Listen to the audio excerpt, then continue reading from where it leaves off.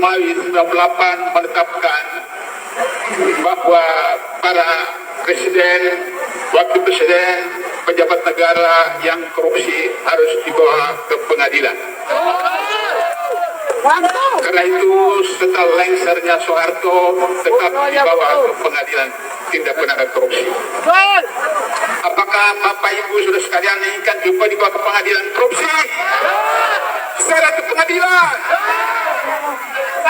Perhatikan korupsi yang dilakukan oleh Jokowi. Pertama, ketika menjadi wali kota Solo, korupsi anggaran pendidikan. Ketika menjadi gubernur DKI, korupsi mobil pas transkota. Ketika jadi presiden, korupsi dana APBN, dana bansos, pembangunan dari Aceh sampai Papua Barat itu dikorupsi.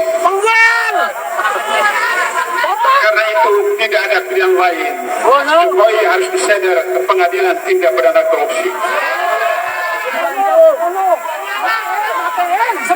Kenapa Jokowi harus dibawa ke pengadilan? Sebab pertama, sebelum Jokowi jadi presiden, indeks persepsi korupsi Indonesia itu mencapai 42. Dan ketika 10 tahun kurang lebih Jokowi menjadi presiden, indeks persepsi korupsi Indonesia turun menjadi 32, minus 10. Lebih rendah dari Timor Leste.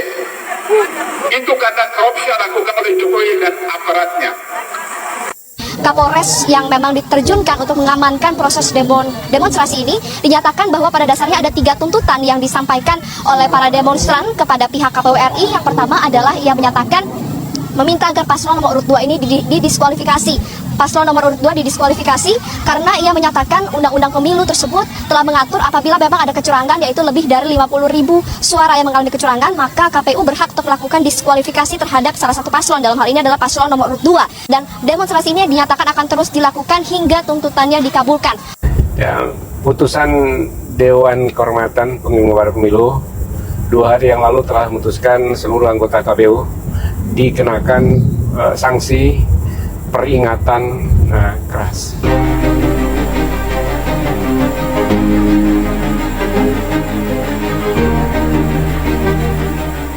Karena melakukan pelanggaran, yaitu mendaftar sebagai pasangan calon wakil presiden saudara Gibran Rakabuming Raka.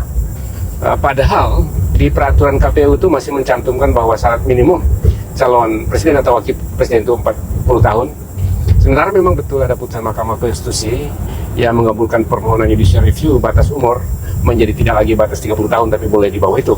Tetapi seharusnya KPU mengubah dulu peraturan KPU-nya sebagai peraturan teknis untuk dapat menerima Gibran Rakabuming Raka sebagai wakil presiden. Nah, apa dampaknya? Putusan ini mengakibatkan pencalonan Gibran menjadi cacat.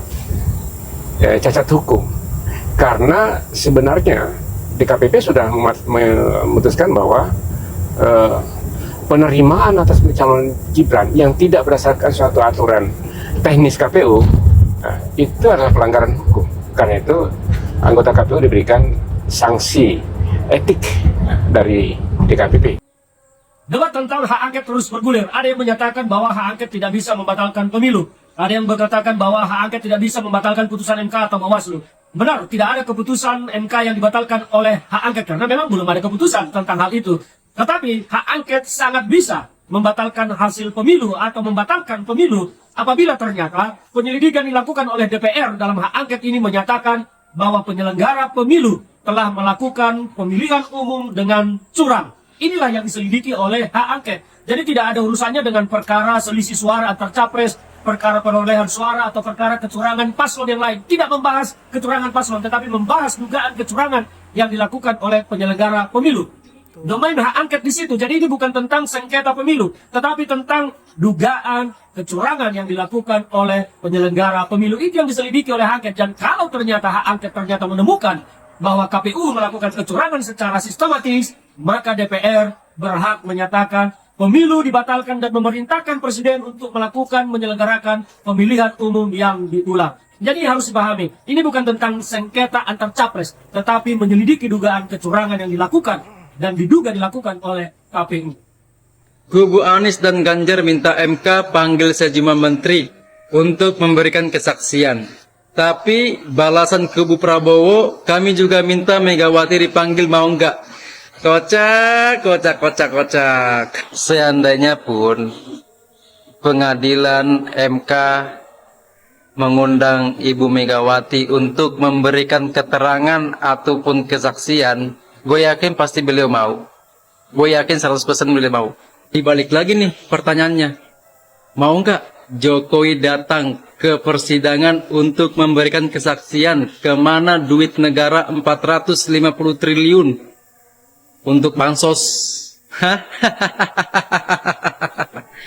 Mau nggak datang dia untuk menjelaskan itu semua? Gue yakin dia nggak bakalan berani. Padahal menteri yang diminta kubu Anies dan Ganjar itu kan menteri-menteri yang tahu anggaran negara, yang tahu duit negara ditaruh kemana, ya kan? Ngapain mesti panik, ya kan? Kocak. Ada juga pandangan, oh bawa aja, kalau salah kan presiden juga, kalau salah bawa ke Bawaslu, bawa ini. Saya dari dulu Panwaslu aja nggak perlu, apalagi Bawaslu. Bawaslu bubarkan aja, itu lembaga nggak penting itu. Kenapa? Karena tidak mendapat. Sekarang pertanyaannya, Bawaslu siapa yang ngawasin? Jadi kan KPU diawasi Bawaslu, Bawaslu KPU diawasi DKPP, nanti DKPP diawasi siapa? Kok bulet? Kalau kemudian modelnya TSM seperti ini, Anda bawa ke MK, sementara MK sudah dikuasai oleh rezim yang berkuasa, untuk apa? Yang di 2019 saja dulu, berapa miliar itu fotokopi, emang dibaca dalam waktu 2 hari? Enggak juga. Jadi gimana? Langkah politik. Kalau misalnya bahkan ke Bawaslu aja saya mengatakan nggak perlu ke Bawaslu. Jadi gimana? Selesaikan semua persoalan yang masih diperjuangkan di KPU. Jangan pergi kemana-mana, di KPU. Kalau enggak, ya sudah, kami serahkan kepada kedaulatan rakyat. Biarkan nanti anak-anak muda dan kita semua turun ke jalan. Dan yang perlu kita ketahui bahwa sampai saat ini mahasiswa dan rakyat Indonesia masih bergerak menyuarakan persoalan pemaksulan Jokowi dan juga mendorong hak angket, diskualifikasi calon presiden nomor urut 2, karena secara terang-terangan Pak Jokowi dan Prabowo melakukan sebuah kecurangan, apalagi menggunakan anggaran bansos untuk dijadikan sebagai alat kampanye. Saya kira ini menjadi alasan rakyat kenapa sampai turun ke jalan untuk menyuarakan persoalan pemilih curang dan sebagainya, karena tentu apa yang menjadi haknya dirampas oleh Pak Jokowi. Pak Jokowi begitu bengis melakukan sebuah korupsi yang sangat besar senilai 479 triliun, itu angka yang sangat luar biasa. Dan jangan salahkan ketika rakyat melawan dan juga tidak terlihat sebagai orang yang beretika dan bahkan berkata-kata kasar di jalanan. Bahkan saya sempat dengar tadi di cuplikan di video awal yang mengatakan adalah seorang bapak-bapak bahwa seret Jokowi presiden korupsi sampai ke persidangan, dan ini sangat berbahaya. Rakyat sudah mulai melawan seorang pemimpinnya, yang saya kira kita bisa menilai bahwa itu wajar-wajar saja, itu sah-sah saja. Kenapa? Karena kebijakan-kebijakan yang dilakukan oleh Pak Jokowi ini sangat menyengsarakan rakyat dan memang harus diadili dan bahkan diberikan sebuah pelajaran yang berharga. Agak sangat menarik untuk kita nantikan apa yang menjadi keputusan di MK terkait dengan hak angket. Saya kira nada-nada dari para penggugat ini begitu sangat menakutkan. Kenapa? Karena kalau sampai hak angket ini tidak sesuai dengan apa yang menjadi harapan rakyat, maka tentu terjadi kegaduhan lagi. Rakyat dan mahasiswa dan bahkan tokoh-tokoh lainnya pasti akan turun ke jalan bagaimana agar pelaku-pelaku kecurangan bisa diadili seadil-adilnya. Dan tentu capres nomor urut 2 akan didiskualifikasi. Baiklah, saya kira hanya itu. Saya berharap pada sahabat-sahabat bisa terus semangat untuk bagaimana agar bisa mendorong adik-adik kita mahasiswa dan juga rakyat yang lainnya yang bergerak saat ini, dan tak lupa juga kita harus mendoakan mereka agar bisa diberikan kesehatan, selalu diberikan kesehatan dan selalu semangat untuk memperjuangkan hak-hak rakyat. Dan saya akhiri dengan ucapan wallahul muwaffiq ila aqwamit thoriq. Assalamualaikum warahmatullahi wabarakatuh.